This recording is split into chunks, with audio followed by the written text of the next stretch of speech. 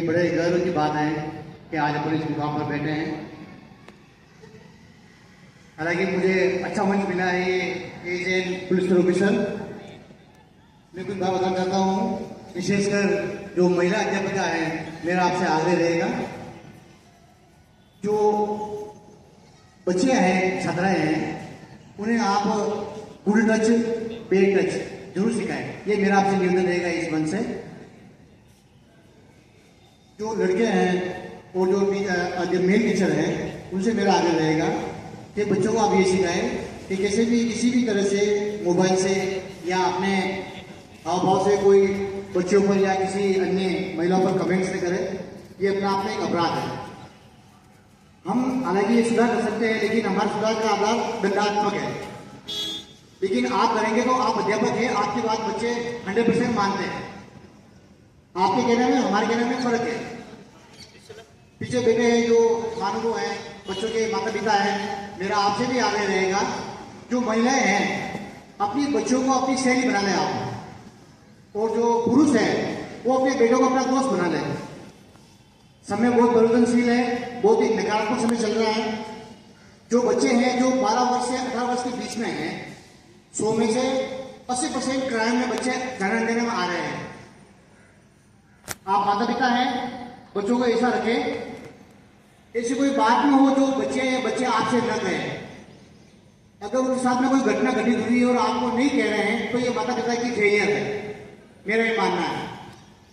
अगर बच्चे के साथ में कोई गलत चीज हुई है और अगर उसने आपको नहीं कहा है, इसका मतलब माता पिता के रूप में आप फेल हो गए।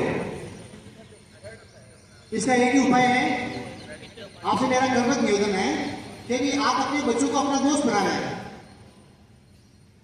यही अपराध रोकने का मुख्य कारण है। संस्कार देने का जो मुख्य मुद्दा है, मुख्य आधार है, वो आप लोग माता पिता ही है। अगर पुलिस उत्पाद नाबालिग बच्चे को काम में लिया गया है जिसकी उम्र 18 वर्ष से कम है, उसके अंदर बच्चे के अंदर ये विवेक नहीं है कि मैं जो कर रहा हूं सही कर रहा हूं, गलत कर रहा हूं। बच्चे जो गलत लोग हैं उनको फॉलो कर रहे हैं, जो वो गलत कर रहे हैं उनको वो मानते हैं कि ये लोग आदर्श है, जबकि वो दिखा हुआ है, वास्तविकता नहीं है। मेरा आदर्श सिर्फ मेरे माता पिता है, न सलमान खान, शाहरुख खान या हीरो नहीं है मेरा आदर्श। मेरे माता पिता ने जन्म दिया, मेरे लिए वही भगवान है, वही मेरे हीरो है, वही मेरी हीरोइन है। मैं आपको एक बात बताना चाहता हूं कि जो बच्चे हैं आपकी किताब में या आपके पास पढ़ सकते हो, अपने माता पिता की फोटो जरूर रखें उसमें अपने माता पिता फोटो जरूर रखिए आप।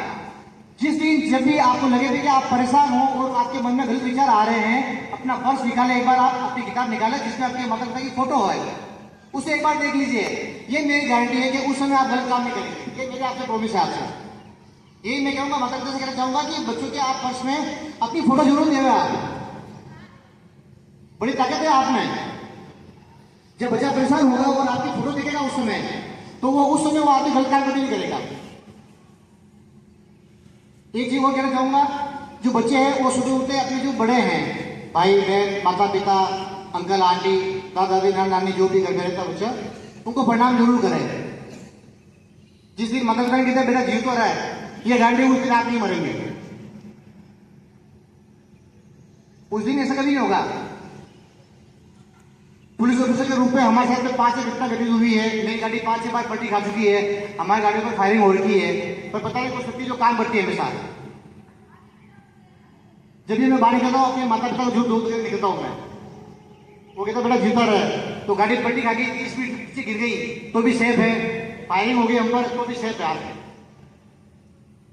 तो मेरा आपसे ये आग्रह है, हालांकि ये आज कहने का अवसर नहीं था, लेकिन मुझे मन से अच्छा मौका दिया आपको, उसके लिए धन्यवाद है। तो मेरा आपसे पूरा निवेदन रहेगा, महिला अध्यापिका और पुरुष अध्यापिका से जो मैंने आपसे निवेदन किया उस पर जरूर गौर करें एक बार आप। और बच्चे आप ही कल के भविष्य हो, कहने की मुझे जरूरत नहीं है। आप ही में से IAS है, IPS है, डॉक्टर है, इंजीनियर है, CA है, गुड़िया है, ठीक है भाई। बढ़िया पढ़ी करो, अच्छा खाओ, खूब खेलो और मौज करो। पढ़ाई को जियो, पढ़ाई को खाओ और पढ़ाई को पियो। पढ़ाई को जियो, पढ़ाई को ही खाओ और पढ़ाई को ही पियो। आज जो मैंने भाषण दिया है, आप इससे कल 1000 लोग आके यह भाषण देंगे और मुझसे बड़े अधिकारी बनेंगे। यही शुभकामनाएं। Thank you. जय हिंद। आचार्य महोदय, मंचासीन अतिथिगण और मेरे प्यारे साथियों, मैं जितेंद्र कुमार नायक सदन के राय से असमस्त होते हुए मैं अपने विचार प्रकट करने आया। देश मेरा जल रहा है, देश मेरा जल रहा है, आग लगी है सीने में, भूख प्यासा व्यस्त है खून गरीब का पीने में।